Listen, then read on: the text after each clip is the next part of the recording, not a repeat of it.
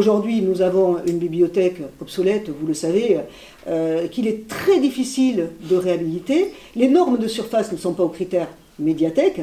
Une médiathèque, ce sont des critères imposés, mètres carrés par habitant. Aujourd'hui, nous en sommes bien loin.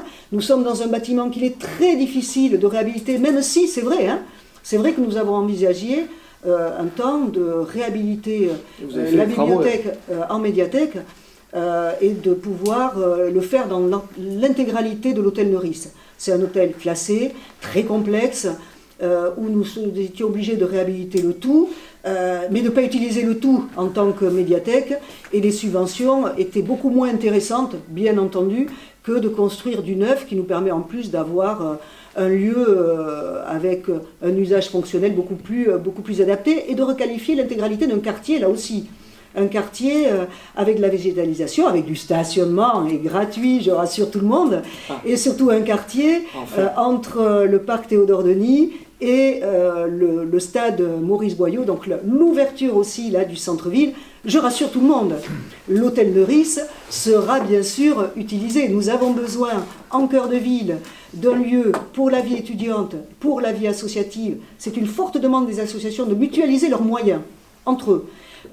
Vie associative, vie culturelle, vie étudiante, et ce lieu sera dédié à cela, bien entendu, pour garder les flux dont il parle. Ce qui m'amuse parfois, c'est que quand la piscine à Maurice Boyau a été fermée, on nous a reproché de sortir cette piscine qui était en plein centre-ville et de la mettre à l'extérieur. Et aujourd'hui, qu'on prévoit d'installer la médiathèque à l'endroit de cette piscine, finalement, on nous dit que c'est plus le centre-ville. Bon, la ville, elle n'est pas juste au milieu de ses remparts.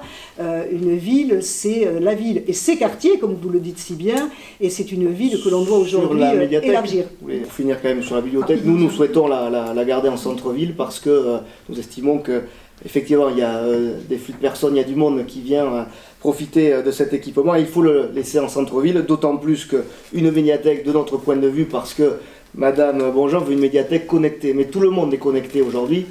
L'information n'est peut-être pas arrivée jusqu'à elle.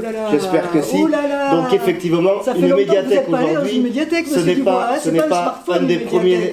Laissez-moi finir. C'est pas un smartphone, une médiathèque. Ce n'est pas le premier enjeu qui était nécessaire pour notre ville, d'autant plus que sur Saint-Paul-et-Dax, le même projet est parti, et lui, pour lui, la construction a démarré. Donc une présidente d'agglomération aurait pu anticiper les choses pour qu'on ait un seul projet communautaire. Donc nous voulons garder l'équipement que constitue la bibliothèque en centre-ville. Et pour le reste, oui, nous avons un équipement structurant de taille qui est une salle de concert multi-activités qui permettra effectivement de recevoir tout un tas de publics différents, des spectacles de programmation nationale, mais aussi des rencontres sportives.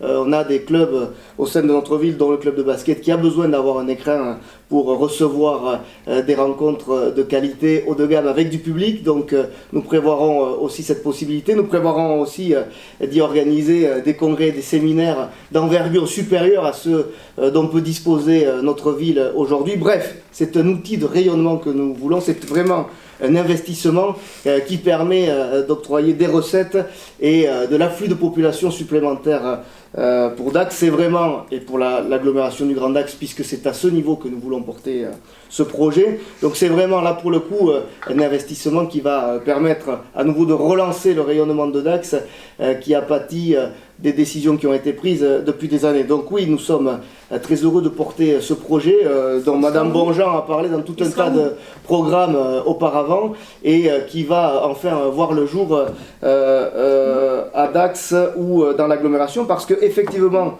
dans notre volonté de gérer l'agglomération, ce sera différent. Nous voulons une gestion de l'agglomération harmonieuse, afin que toutes les communes qui la composent s'y retrouvent, ne se sentent pas lésées, au contraire de ce qu'on a pu voir dans les derniers mois. Et donc nous consulterons l'ensemble des communes pour que chacun puisse donner son avis pour... oui, exactement, c'est un équipement communautaire.